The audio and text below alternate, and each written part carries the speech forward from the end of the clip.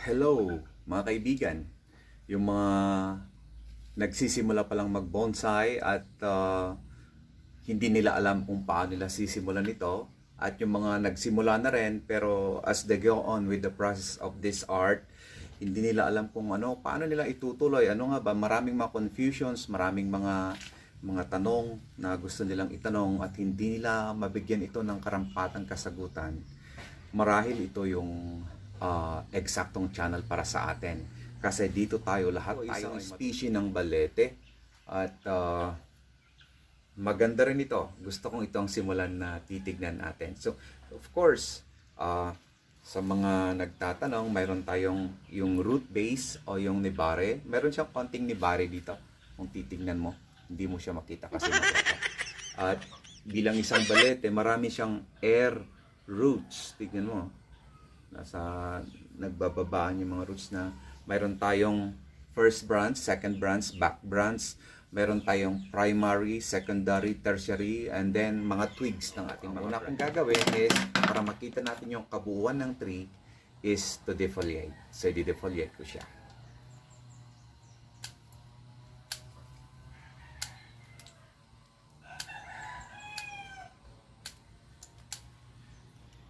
Kasi mas nakikita natin yung kabuuan ng tree pag ating dinefoliate. Medyo matagal to ng konti, fast track natin yan mamaya.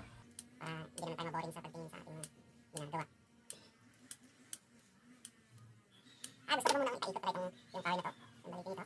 Para makikita niyo yung front, back niya, at saka side. Mamaya makikita natin after na ma-defoliate natin. Makikita natin kung ano yung front, ano yung back. Okay, let's go on with our defoliation.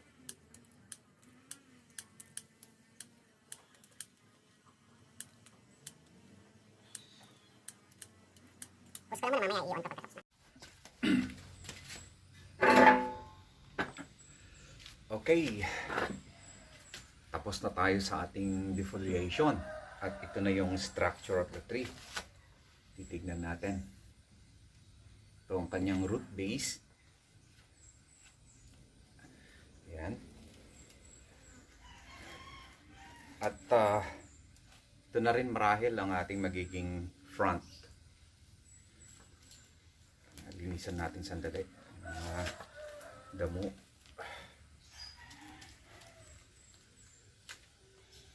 Okay.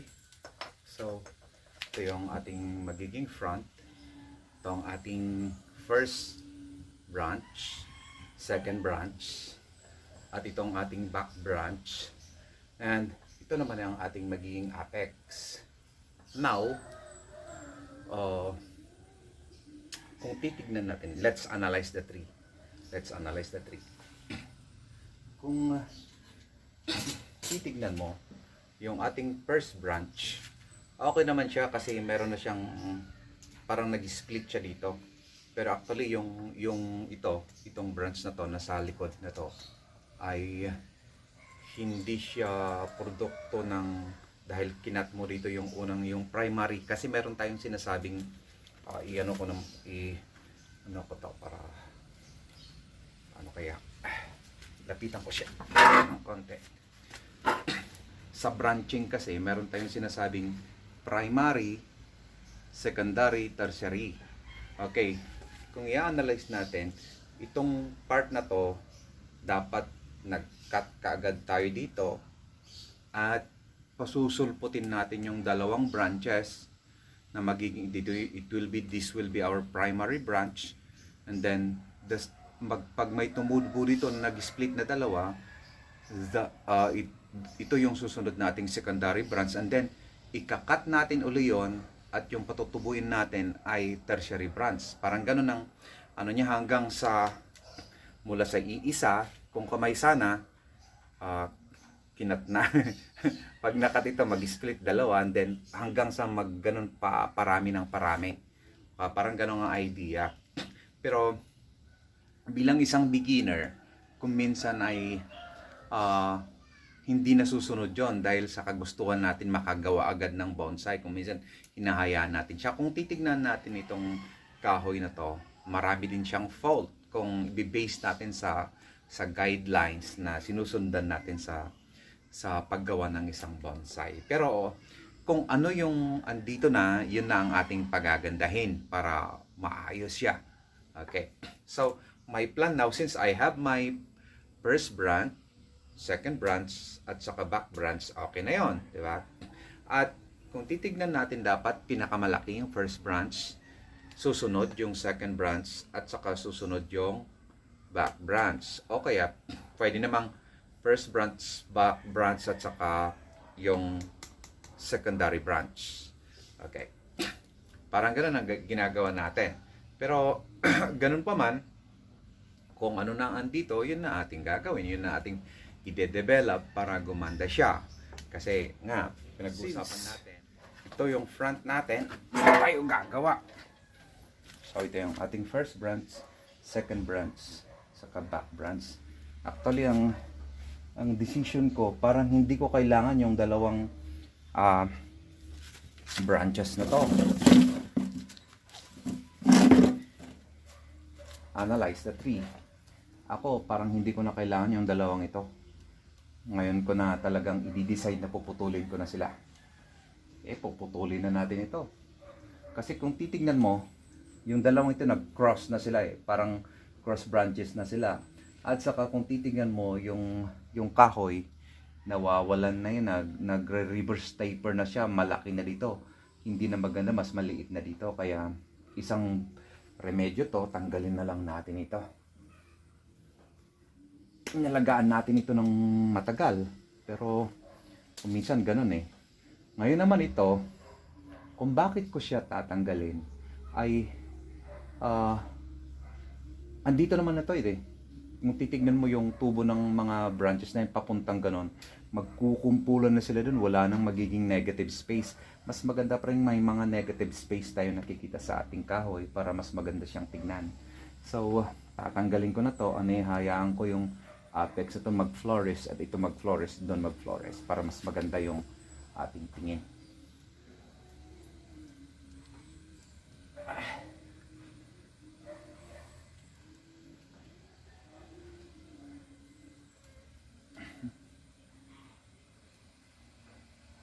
Hirap ako kasi hindi masakit yung kamay ko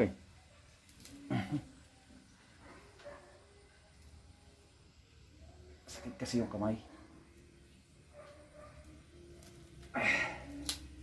Yun. Wala nang bawian yan. Saka lumubog na rin pala itong wire na to Tanggalin ko na rin. Kasi kung minsan masyado silang mataba. So, kailangan yung mga apex natin mas maliit, yung mga twigs natin dito kaysa mas maliit dapat yan. So, tingin natin pangit yung ating mga pinagputulan. So, kailangan natin siyang i-cut. So, para magkaroon tayo ng taper. So, lalaki yung scar ng ating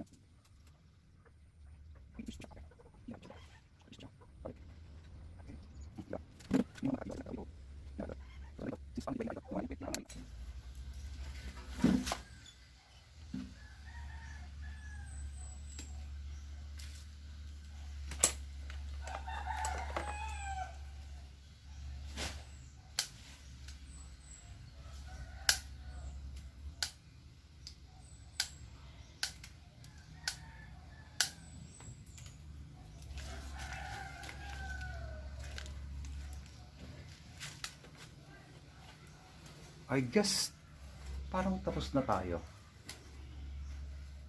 So tignan nyo yung structure natin. Ang daming nawala, no? So parang ganyan na siya ngayon. Ang daming nawala sa kanya. So ito na ang ating bagong ano, meron tayong first branch ulit. Inulit ko yung ating first branch. Dito, parang back branch na rin ito, nakasali ng first branch. Kailang hinihintay nating may tumubo rito at yun ang ano, yun natin i-split natin para mayroon tayong nakikita dito. Parang depth. Nakikita natin yung depth. Ito nagbibigay ng depth sa atin. Ito yung ating apex. Ito yung ating second branch. Nag-split din siya. Then ganyan. Ang ating kahoy. Ito yung ating root base. Ang ating nibahere. Mayroon sa mga roots. Mayroon sa mga air roots din. Hindi siya tulad ng tiger bark. Yung tiger bark kasi mas aggressive siyang mag-produce ng air roots. At kalimitan nagkakaroon ng reverse taper pagka ganyan na nagkakaroon ng roots dito sa air. Kasi pag nakukuto ng nutrient, dito taataba dito at magiging reverse taper na siya. Pero the moment na tignan mo lang, kasi maganda yan para ka, lalo na dito, kasi para patabain yung kahoy, yung branch na to, primary branch.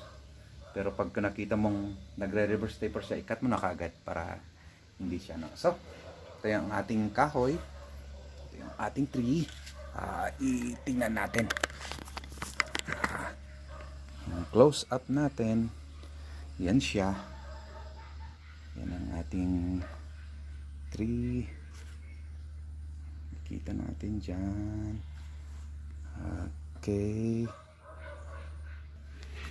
Yan na siya ngayon. Ating top view ng ating tree. Yan. At kung titignan mo siya ng malapitan, ganyan siya. At ganito. Ang ating front, yun ang kanyang root base. Ang kanyang front, ganyan na ang nangyari sa malagong halaman dati.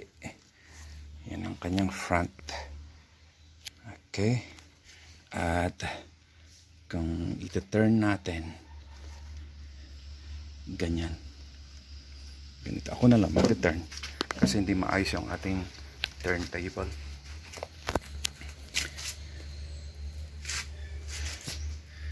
Yan ang ating kahoy. Ganyan siya sa kanyang likuran.